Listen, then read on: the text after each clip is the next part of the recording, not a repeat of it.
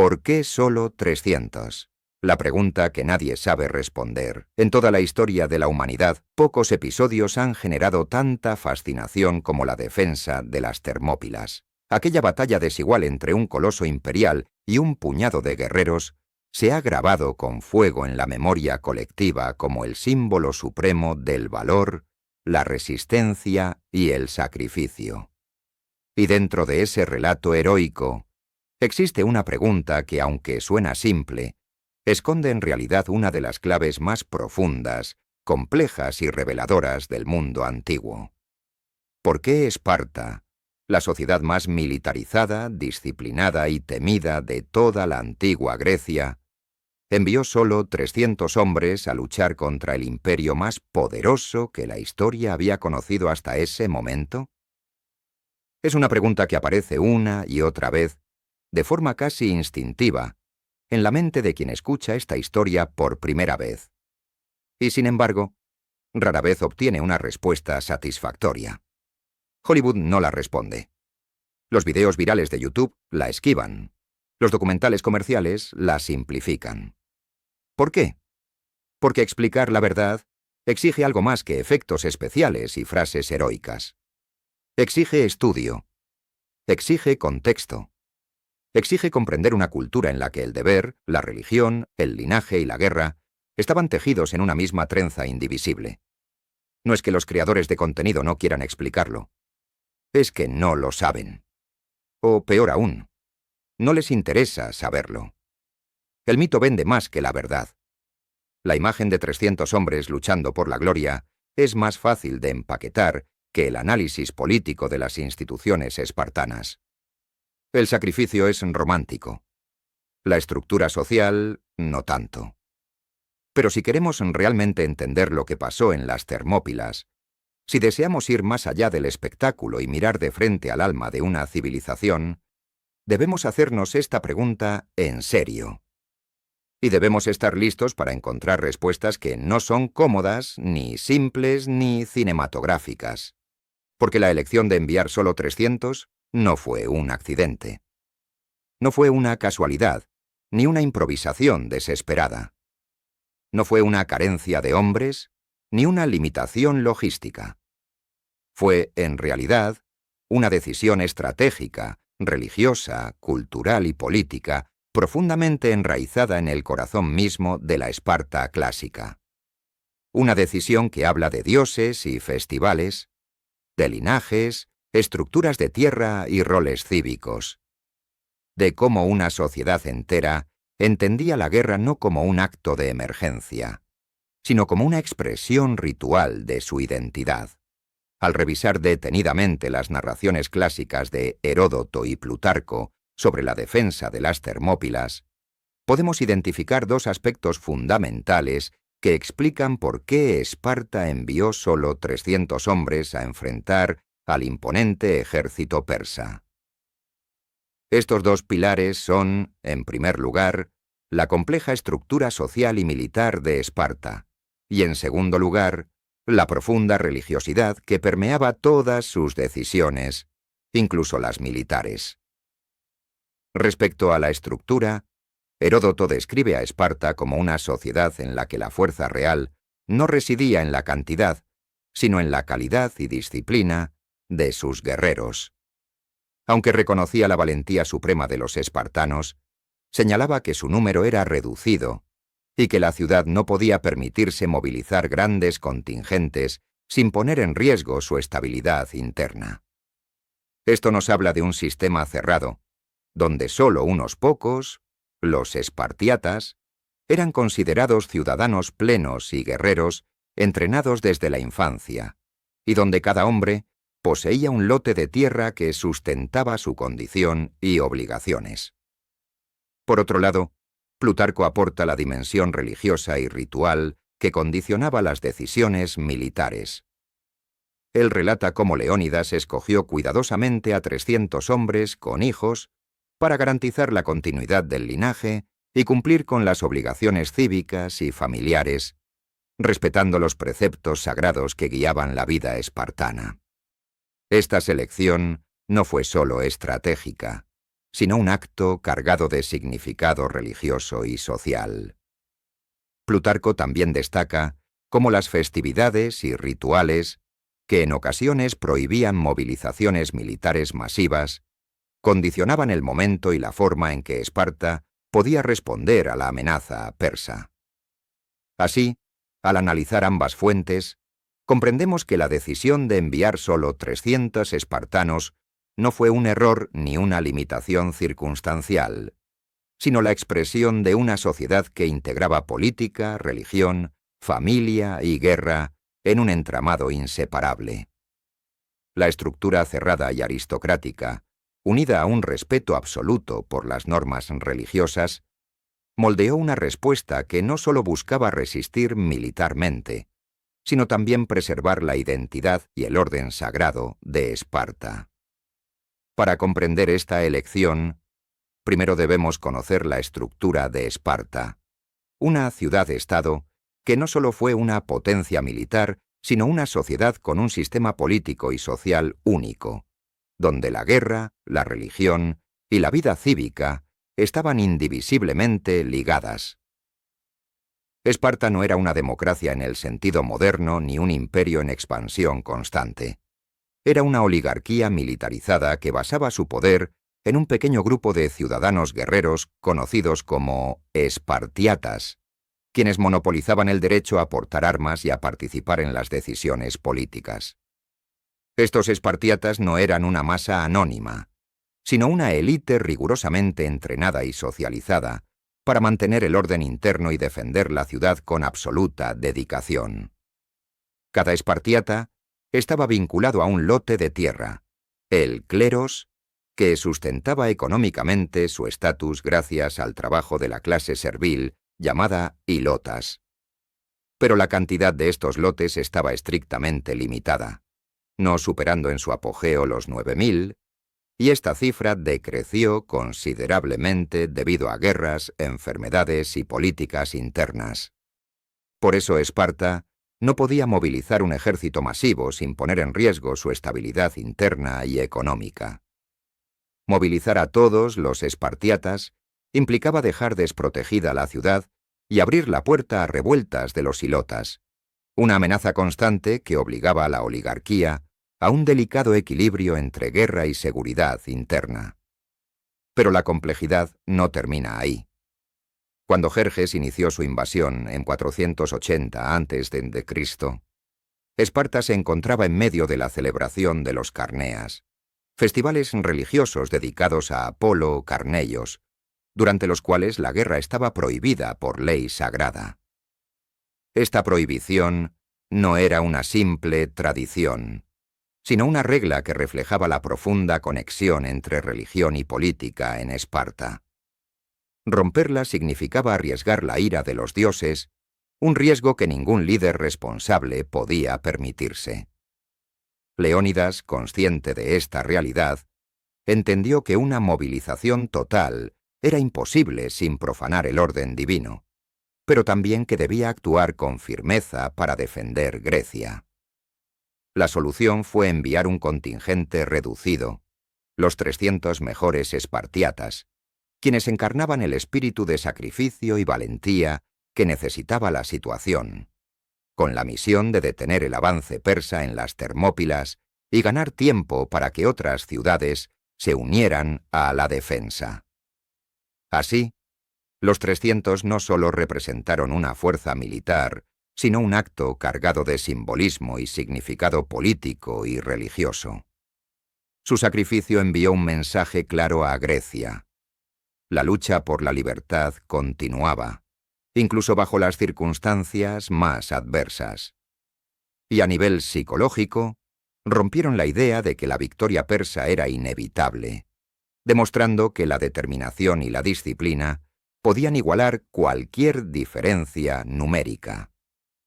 En definitiva, comprender por qué solo fueron 300 es comprender cómo funcionaba Esparta, sus creencias, su estructura social, y cómo su forma de ver la guerra estaba impregnada de ritualidad y estrategia política.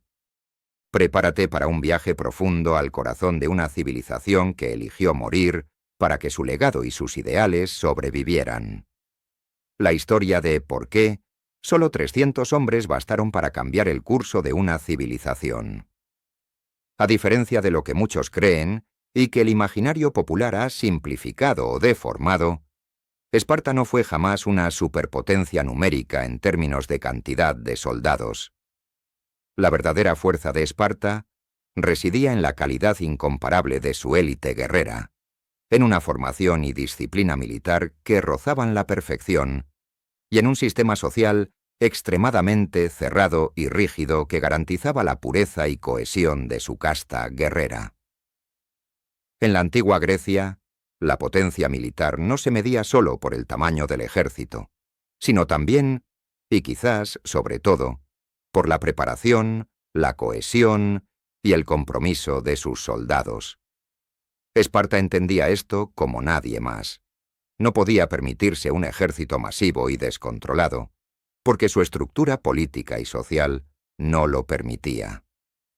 De hecho, estaba diseñado para sostener una élite muy selecta y disciplinada, más que una multitud numerosa. Esparta se organizaba como una oligarquía aristocrática militar, cuya base económica y social descansaba en 3 pilares fundamentales.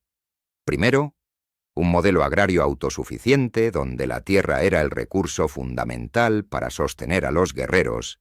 Segundo, una casta guerrera reducida pero excepcionalmente entrenada, los espartiatas, quienes concentraban todo el poder político y militar. Y tercero, un sistema social basado en la dominación sobre la población hilota, quienes eran la fuerza servil que trabajaba la tierra y permitía a los espartiatas dedicarse exclusivamente a la guerra y a la política. Solo los espartiatas, es decir, los ciudadanos de pleno derecho, eran considerados verdaderos guerreros y miembros de la élite militar. Para ser espartiata no bastaba con haber nacido en Esparta o ser hijo de un ciudadano. Había que demostrar la pureza de linaje, ser descendiente legítimo de padres espartiatas, y sobre todo haber completado un riguroso proceso de formación y prueba conocido como agogé. Este proceso comenzaba desde la infancia, aproximadamente a los 7 años, y consistía en un sistema estatal de entrenamiento que incluía no solo la preparación física y el manejo de las armas, sino también la educación en valores morales, disciplina extrema, obediencia absoluta y sacrificio personal. Los jóvenes eran sometidos a pruebas durísimas, donde debían soportar el hambre, el frío y la fatiga, además de demostrar una capacidad férrea para el trabajo en equipo y la resistencia al dolor. Solo aquellos que lograban superar este proceso, que no era para todos, y que muchos abandonaban o morían en el intento, eran admitidos en la casta guerrera. Además, los espartiatas debían mantener un compromiso de vida con la ciudad, participando activamente en las instituciones políticas y militares y nunca abandonando el servicio militar activo hasta su muerte o incapacidad. En el plano económico, cada espartiata recibía un lote de tierra llamado cleros, asignado por el Estado, que debía mantenerse intacto y no podía venderse ni dividirse.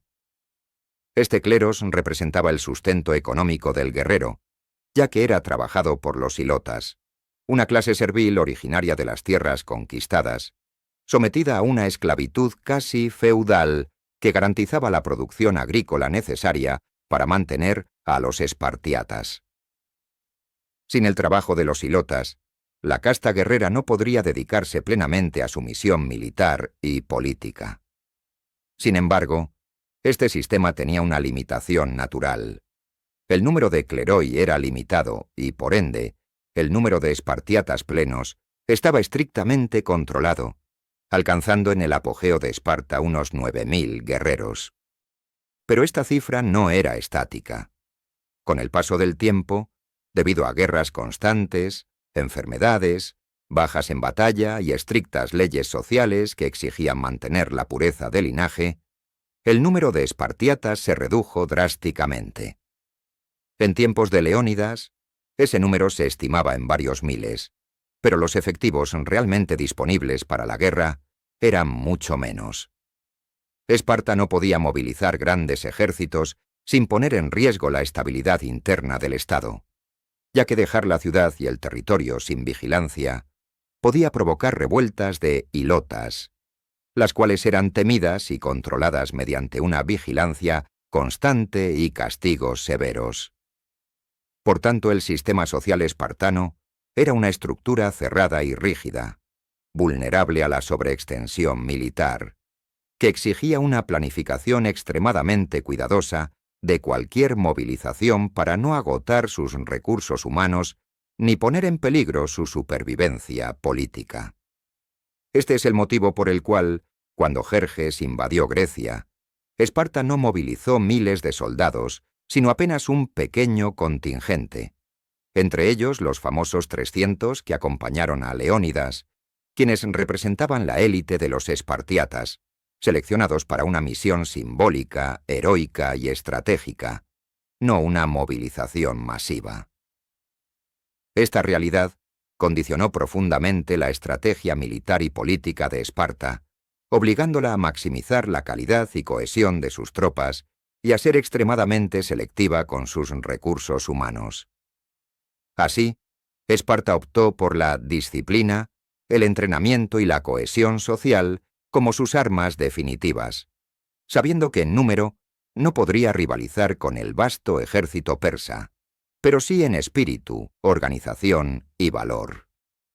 Esto no solo explica la famosa limitación numérica, sino también la trascendencia histórica de los 300, quienes encarnaron la esencia misma de la sociedad espartana. Un grupo pequeño pero indivisible, férreamente unido y preparado para el sacrificio máximo en defensa de sus valores y su libertad. Para comprender por qué Leónidas no pudo movilizar al grueso del ejército espartano cuando Jerjes cruzó el Helesponto en el año 480 a.C., debemos sumergirnos en otro aspecto de la vida espartana, que a menudo pasa desapercibido en los relatos más superficiales: el calendario religioso y la relación sagrada entre la guerra, la tierra y los dioses. En aquel preciso instante de la historia, cuando las tropas persas descendían como una ola interminable sobre Grecia, Esparta se encontraba en medio de los Carneia, una de las festividades religiosas más sagradas de todo su ciclo anual. Y no se trataba de una simple celebración, ni de un ritual decorativo como los que hoy llamamos fiestas. Eran días de detención total, de paralización cívica y militar. Días en los que los espartanos suspendían toda actividad externa, incluso aquellas que implicaban su supervivencia inmediata, como la guerra. ¿Qué eran exactamente los Carneia? Los Carneia eran festivales consagrados a Apolo Carneios, una de las formas más antiguas y veneradas de Apolo dentro del mundo dórico. Se cree que su origen estaba ligado a un culto pastoral anterior a la constitución de Esparta como potencia militar. Celebrados cada año en el mes de Carneios, nuestro agosto, septiembre, estos juegos incluían sacrificios, procesiones, danzas, competencias atléticas y rituales de purificación que duraban 9 días. Durante ese tiempo, Esparta no era Esparta como la imaginamos. No era una máquina de guerra, era un santuario. La polis se convertía en templo viviente. Los ciudadanos no eran soldados ni legisladores, eran servidores del orden cósmico. Y lo más importante, cualquier forma de guerra ofensiva estaba estrictamente prohibida. Ni siquiera una amenaza tan colosal como la invasión de Jerjes podía alterar esta regla. Para comprender la magnitud de este hecho, imaginemos por un momento que una tormenta se aproxima con fuerza devastadora, y los guardianes de la ciudad, armados hasta los dientes, simplemente no pueden salir a proteger las murallas, porque están orando, porque su vínculo con los dioses es más fuerte que su miedo al enemigo. En efecto, eso fue lo que sucedió. Mientras el ejército persa, cuya magnitud, según Heródoto, alcanzaba los cientos de miles, se aproximaba por la ruta de Tracia y Tesalia. Los espartanos no estaban marchando. Estaban danzando, purificándose y honrando a Apolo. Podríamos pensar, desde una perspectiva moderna, que esto era una locura, que la urgencia militar debió haber suspendido las celebraciones. Pero estaríamos aplicando lógica moderna a una mentalidad arcaica. Para un espartano del siglo V a.C., los dioses no eran símbolos ni mitos, eran fuerzas vivas, conscientes y observadoras. El universo tenía un orden sagrado, el cosmos, y transgredirlo era alterar el equilibrio de la existencia. De hecho, los Carneia no eran los únicos rituales que paralizaban la actividad militar. Otro ejemplo fue la famosa fiesta de las Hyakintia, en honor a Jacinto, también sagrada para Esparta. Pero los Carneia eran particularmente relevantes porque conectaban directamente la figura de Apolo con el orden y la estabilidad de la ciudad. Violar esta festividad no solo significaba profanar un ciclo sagrado, significaba provocar el caos, abrir la puerta a la destrucción, perder el favor divino. Para Leónidas, que además de rey era un símbolo del equilibrio entre deber militar y deber religioso, esto representaba una encrucijada terrible. Él sabía que el tiempo se agotaba. Sabía que Atenas, Platea y otras ciudades estaban vulnerables. Sabía que la marea persa no esperaría. Y sin embargo, no podía movilizar a todo Esparta. La solución, una expedición sagrada, no una guerra. En medio de esa inmovilidad ritual, Leónidas encontró una grieta, un resquicio en la armadura de lo sagrado. Decidió entonces no romper las leyes religiosas, sino bordearlas. No envió un ejército. Envió una expedición personal, casi simbólica, que no representaba a la polis entera, sino a su linaje y su compromiso como rey. Así nacieron los 300. No eran parte del ejército formal espartano. No eran un cuerpo oficial movilizado por la asamblea ni por los éforos. Eran la guardia personal del rey, escogida cuidadosamente para no violar el pacto con los dioses. Esto le permitió a Esparta honrar los Carneia y al mismo tiempo responder al llamado de Grecia. Una solución tan ingeniosa como trágica. Y mientras los ritos se celebraban en Esparta, lejos de allí, la columna de Leónidas avanzaba por senderos angostos, bordeando montes y cruzando valles donde el polvo de la tierra se pegaba a las sandalias como ceniza de un destino sellado. Los 300 marcharon por la ruta del Peloponeso hacia el norte, atravesando regiones como Laconia, Arcadia y Beocia, y luego cruzando los pasos montañosos hacia la Fócida. El desfiladero de las Termópilas, el punto final de su marcha, no era solo un lugar militarmente estratégico, era también un símbolo, un umbral entre el mundo griego y la barbarie. Un pasaje estrecho, flanqueado por montañas cubiertas de pinos y abetos y por un mar que rugía como si anticipara la batalla. Un santuario natural donde los dioses antiguos mirarían con atención lo que estaba por suceder.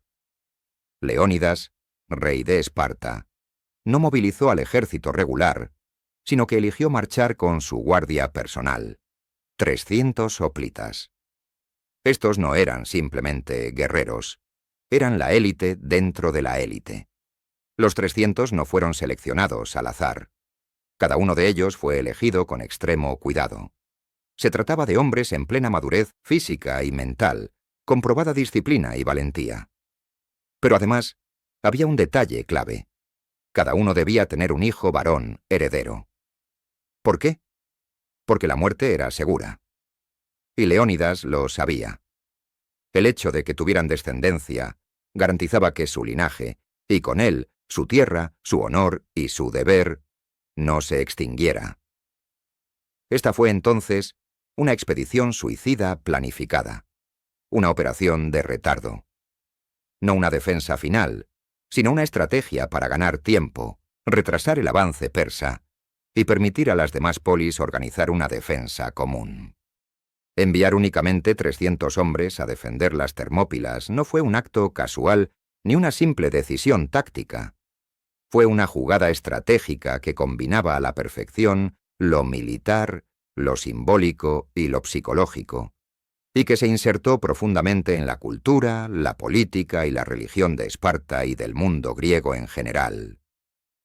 Leónidas, consciente de las limitaciones que imponía la celebración de los Carneas, los sagrados festivales dedicados a Apolo Carneios, durante los cuales la guerra quedaba prohibida, entendió que no podía movilizar el ejército completo de Esparta, ni siquiera una fracción considerable de él.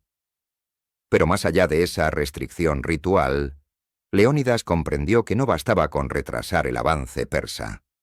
Su misión tenía que enviar un mensaje poderoso, claro y resonante, que trascendiera el campo de batalla y se convirtiera en un faro para toda Grecia.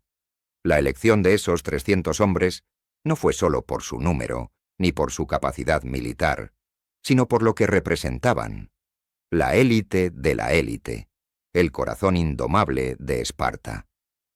Estos guerreros habían sido seleccionados no solo por su destreza física y táctica, sino también por su compromiso absoluto con los valores espartanos: disciplina, sacrificio, lealtad y honor. Cada uno de esos soldados era un símbolo viviente del ideal espartano y de la voluntad colectiva de resistir a cualquier precio. Enviar este contingente pequeño pero formidable fue, en esencia, una declaración política y moral.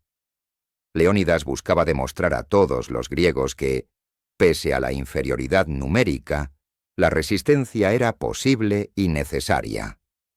La intención era provocar un efecto dominó en las demás polis, una reacción en cadena que llevara a la unión de todas las fuerzas helenas en defensa común.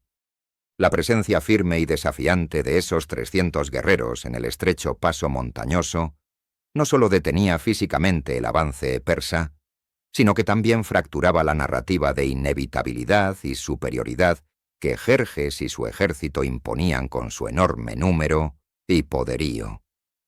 Jerjes esperaba una sumisión rápida, un despliegue mínimo de resistencia. Pero al enfrentar la valentía y disciplina de estos hombres que preferían morir antes que retroceder un centímetro, su moral empezó a flaquear. La feroz oposición en un lugar tan estrecho donde las tácticas numéricas persas eran inútiles fue una sorpresa devastadora para el imperio más grande que el mundo había conocido hasta entonces. Para los griegos, la acción de los 300 se transformó en una inspiración inmortal, en un símbolo vivo de la capacidad de un pequeño grupo para desafiar gigantes, de la fuerza del espíritu frente a la adversidad. Así, en la práctica, estos 300 no fueron simplemente la última línea de defensa, sino la chispa que encendió la resistencia helena, una luz que guiaba a todas las polis hacia la unión y la lucha, dejando una huella imborrable en la historia y en el imaginario colectivo del mundo occidental. Es importante aclarar que los 300 espartanos no lucharon completamente solos. Leónidas fue acompañado por contingentes de otras polis, unos 700 tespios, 400 tebanos, forzados, según Heródoto, 1000 focidios y otros aliados menores. En total, entre 5000 y 7,000 hombres formaron la defensa inicial.